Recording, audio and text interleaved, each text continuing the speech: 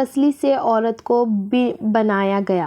اللہ تعالیٰ نے مرد کو اپنی اس حکمت کے اشارہ دیا کہ میں نے اس عورت کی تخلیق فرشتوں کے لیے مٹی سے نہیں کی، میں نے اسے تمہارے جسم کے حصے سے اسی لیے نکالا کہ عورت کا تقدس اور پردہ قائم رہے۔ فرشتوں کو بھی خبر نہ ہونے پائی کہ زمین کی لائی ہوئی کسی مٹی سے عورت کی تخلیق ہوئی، یعنی عورت کی تقدس کی حد تو دیکھیے کہ فرشتوں سے بھی اس کی بناوٹ کا پردہ لازمی قرار دیا گیا، اور پہلی عورت اس مرد کی پسلی سے نکلی جس کی وہ منکوجہ کہلائی۔ اب بات آتی ہے پسلی کی۔ عورت پسلی سے ہی کیوں نکلی؟ کیا ٹیڑھا پن وہیں سے ملا؟ نہیں، یہاں بھی حکمت سے خالی بات نہیں ہے۔ انسانی جسم میں دل اور بہت سے نازک حصے پسلی کے پیچھے چھپے ہوئے ہیں، یعنی پسلی ایک ڈھال ہے۔ ان نازک حصے کے لیے اللہ پاک نے عورت کو پسلی سے نکال کے یہ نہیں بتایا کہ عورت میں ٹیڑھا پن ہے، بلکہ اس عورت کو پسلی کی تخلیق کی یہ بات سمجھائی کہ عورت وقت بڑھنے پر ڈھال بھی بن سکتی ہے۔ حضور پاک صلی اللہ علیہ وسلم صحابہ کی محفل میں جلوہ فرماتے ہیں کہ ایک شخص حاضر ہوا اور عرض کرنے لگا، یا رسول اللہ صلی اللہ علیہ وسلم، کوئی ایسا مومن بھی ہے جو جہنم میں رہے گا؟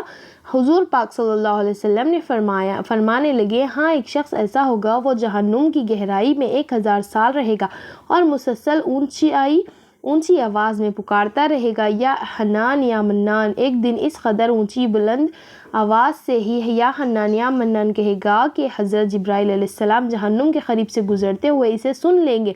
حضرت جبرائیل علیہ السلام حیران ہوں گے کہ یہ کیسی عجیب بات ہے، کوئی مسلسل یا حنان یا منان پکار رہا ہے۔ حضرت جبرائیل علیہ السلام عرش کے سامنے حاضر ہوں گے اور سر سجدے میں رکھ کر خدا کی تسبیح بیان کریں گے۔ اللہ فرمائے گا، اے جبرائیل علیہ السلام سر اٹھاؤ۔ جیسے ہی حضرت جبرائیل علیہ السلام سر اٹھائیں گے تو اللہ فرمائے گا، بتاؤ جبرائیل علیہ السلام، کیا عجیب دیکھا آج تم نے؟ حضرت جبرائیل علیہ السلام عرض کریں گے، اے ہمارے رب، میں نے جہنم میں آتی ہوئی ایک آواز سنی جو کہ گہرے گڑھے سے لگ رہی تھی، کوئی پکار رہا تھا، یا حنان یا منان۔ اللہ فرمائے گا، اے جبرائیل، جہنم کے 2 رخے مالک کے پاس جاؤ اور اسے کہو کہ جو بندہ یا حنان یا منان کا صدا لگا رہا ہے اسے جہنم سے نکال کر تمہارے حوالے کر دے، اے میرے پاس لے کر آؤ۔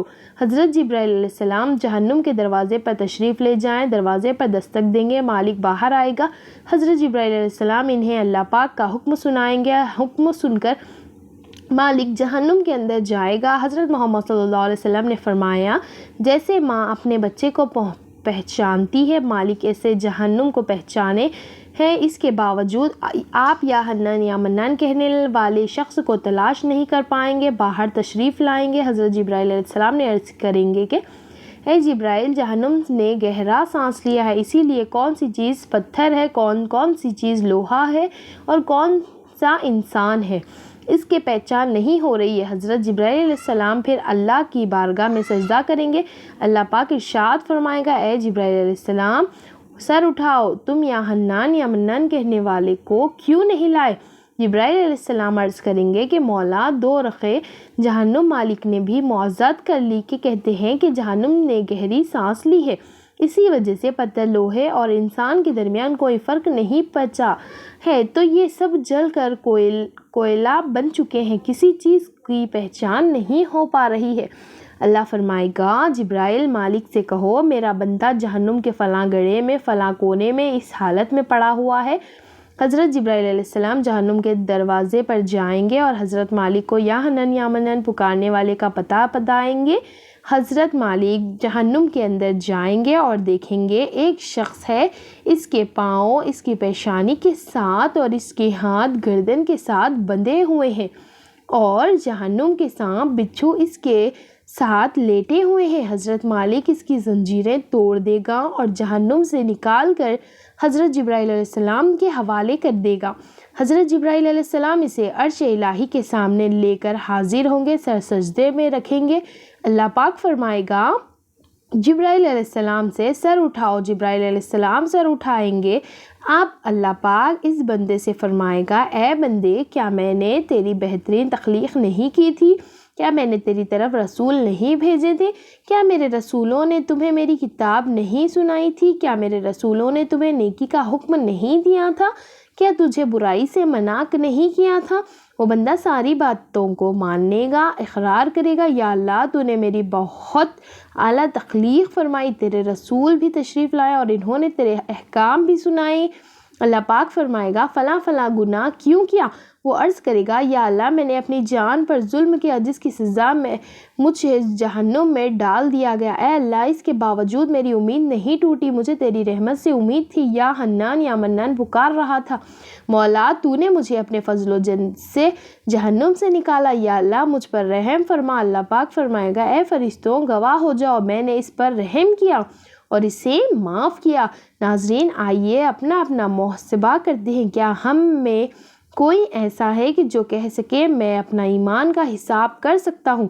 اپنی اپنی گریبانوں میں نظر ڈالیں، کوئی ایسی خوبی جس پر ہمیں یقین ہو کہ ہمیں دوزخ میں نہیں ڈالا جائے گا؟ ہزاروں سال کی عبادتیں بھی رد ہو گئی ہیں تو بس اللہ سے دعا کرتے ہیں کہ اللہ ہم کو جانتے ہیں کہ اگر ہمارے ایمان کا سخت حساب لیا گیا تو یقیناً ہم نہیں بچ پائیں گے، ہم بے حد گناہ گار، لیکن اے اللہ پاک ہم تیری رحمت کا سوال کرتے ہیں، ہم سے حساب اپنے عدل و انصاف پر نہ لینا بلکہ ہم پر اپنی رحمت اور عطا کر سایہ رکھنا۔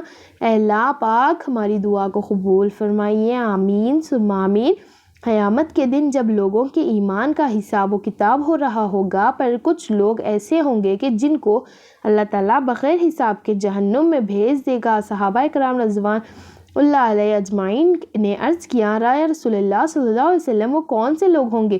نبی کریم صلی اللہ علیہ وسلم نے فرمایا یہ ظالم حکمران اور تاجر جو جھوٹ بولتا اور بوڑھا شخص جو زنا کرتا ہو۔ نبی کریم صلی اللہ علیہ وسلم نے فرمایا جس شخص میں یہ 3 عادت پائی جائے وہ جاہل ہے، جو سننے سے پہلے ہی جواب دینا شروع کر دیتا ہے، بات کو سمجھنے سے پہلے ہی جھگڑا شروع کر دیتا ہے، علم نہ رکھنے کے باوجود فیصلے شروع کر دیتا ہے، وہ انسان۔ تو اللہ پاک ہم سب کو نیک اعمال کرنے کی توفیق عطا فرمائے، جہنم سے نجات فرمائے۔ اللہ تعالیٰ سے دعا ہے کہ اللہ تعالیٰ ہم سب کو بخش دے، آمین ثم آمین۔